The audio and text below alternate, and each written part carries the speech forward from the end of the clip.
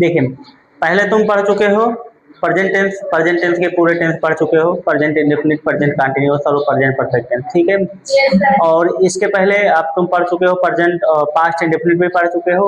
आज पढ़ोगे past continuous. कौन सा पढ़ोगे? पास्ट कंटिन्यूअस टेंस, ठीक है ना। तो उसके पहले पीछे का रिवीजन होना जरूरी है। पास्ट इंडेफिनिट टेंस की पहचान क्या होती है?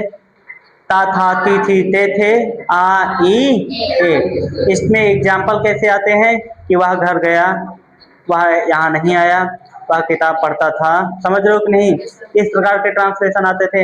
आज का जो पढ़ रहे हो पास्ट कंटिन्यूअस टेंस है, इसकी पहचान होती है रहा था, रही थी, रहे थे। क्या होती है? रहा था, रही थी, रहे थे, ठीक है।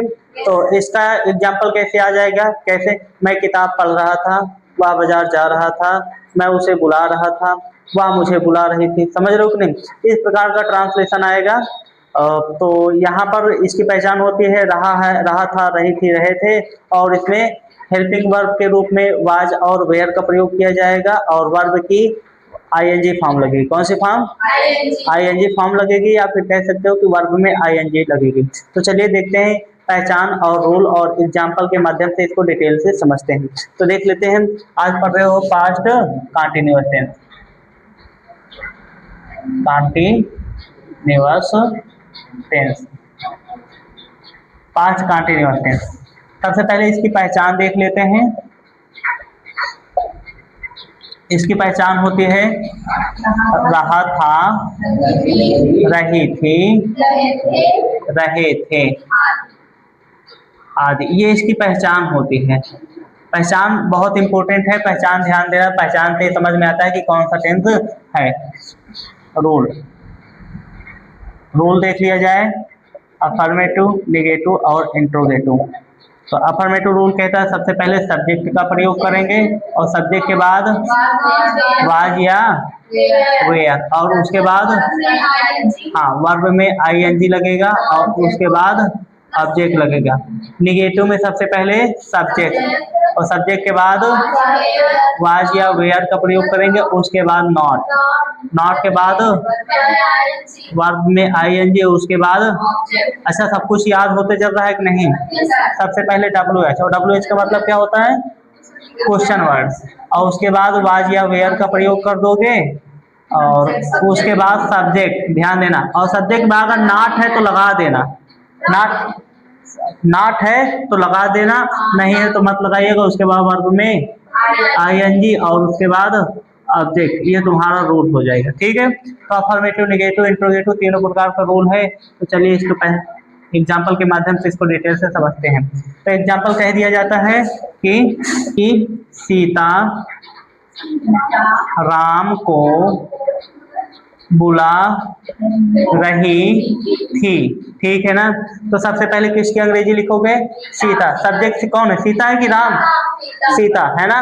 तो सबसे पहले आ जाएगी सीता, और सीता के बाद वाज, और वाज के बाद बुलाने की बात कर रहा है, ध्यान देना। आने की बात नहीं कर रहा, बुलाने। और बुलाना की अंग्रेजी होती है कॉल। क्या होती है?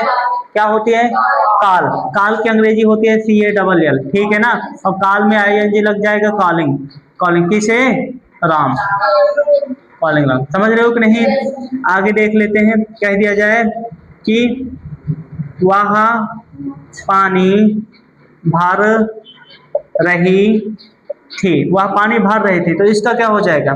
सबसे पहले सी, क्या लिखेंगे? और सी के बाद वाज, वाज के बाद भरना की अंग्रेजी होता है फिल, फिल, ठीक। क्या कर रहे हैं?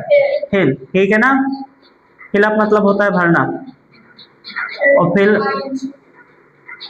आईएनजी, फिलिंग, ठीक है ना। वाटर या FILL, ठीक है ना, वाटर। आगे कह दिया जाए कि वे गाड़ी चला रहे थे। तो इसका क्या हो जाएगा? सबसे पहले दे, और दे के बाद वेयर के बाद हाँ ड्राइव, ड्राइव मतलब होता है चलाना, DRIVE होता है। और ई हट के आईएनजी लग जाता है, ई हट कर आईएनजी लग जाता है तो ड्राइविंग, क्या चला रहा है? गाड़ी। गाड़ी की अंग्रेजी अगर कार, हाँ कार चला रहा है तो कार कर दीजिए, ठीक है। अगला निगेटिव देख लिया जाए कि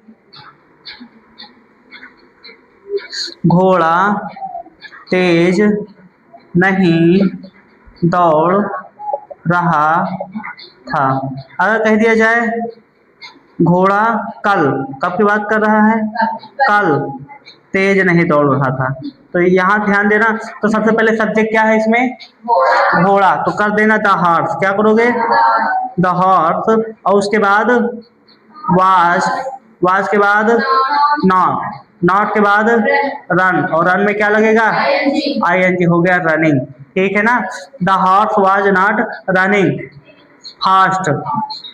फास्ट मतलब होता है कब? कल, कल की बात। अच्छा ये जो कल है आने वाला कल की बीता हुआ कल, बीता हुआ, क्योंकि पास्ट में है ना। जब भी पास्ट टेंस में तुम कल का प्रयोग करोगे तो कल की अंग्रेजी आएगी यस्टरडे। क्या आ जाएगी? लेकिन अगर प्रेजेंट और फ्यूचर की बात करें, प्रेजेंट और फ्यूचर में कल आ जाए तो उसमें प्रयोग करोगे टुमारो। किसका? टुमारो। समझ रहे हो कि नहीं? तो यहाँ पर आ जाएगा यस्टरडे। यस्टरडे मतलब होता है बीता हुआ कल, ठीक है ना, यस्टरडे। तो इसका प्रयोग करोगे, ठीक। आगे कह दिया जाए कि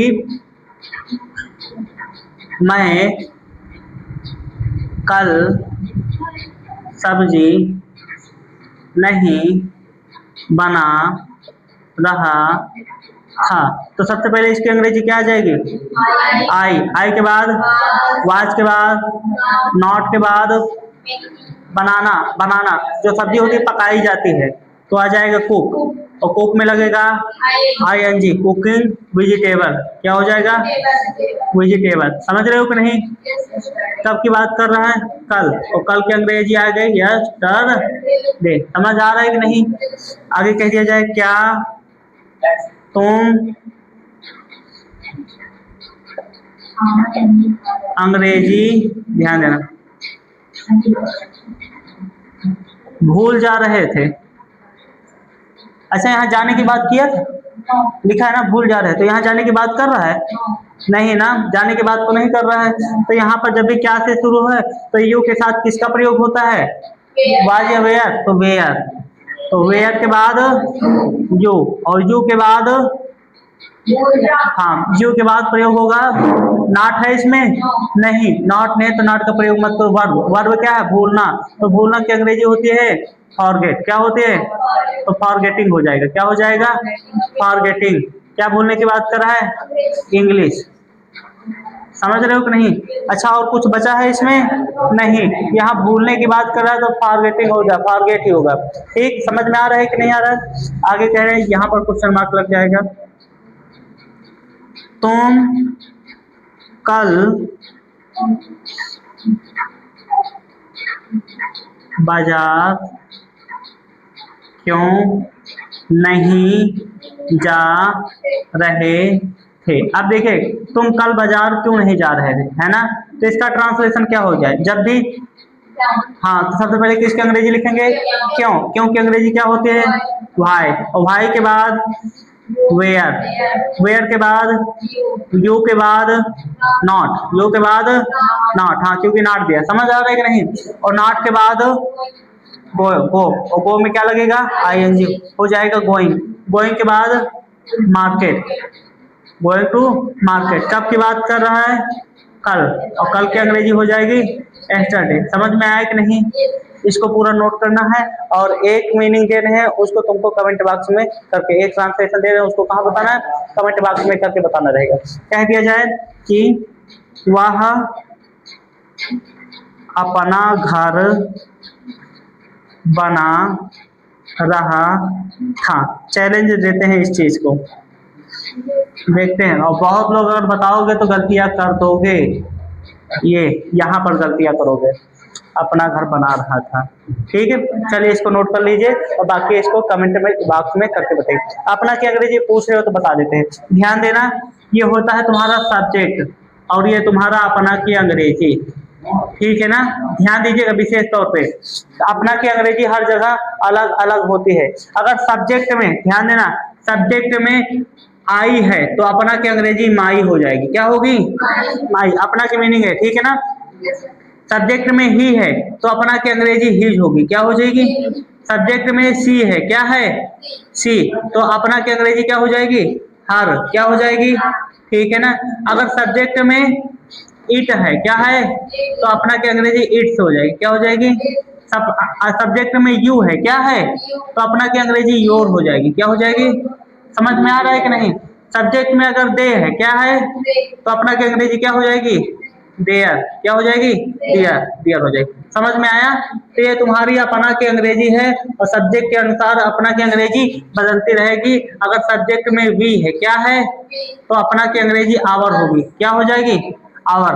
अस जो होता है वो ऑब्जेक्ट होता है, अपना की अंग्रेजी नहीं। हमने तुमको बताया अपना की अंग्रेजी, किसकी अंग्रेजी? अपना। समझ में आया? अगर इसका ज्ञान है तब इसको तुम राइट कर लोगे, नहीं तो राइट नहीं कर पाओगे, रॉन्ग करोगे। ठीक, समझ में आया? तो इसको तुमको कमेंट में ही बताना है। अब देखते हैं कौन कौन इसको सही कर लेता है। नोट करिए इसे।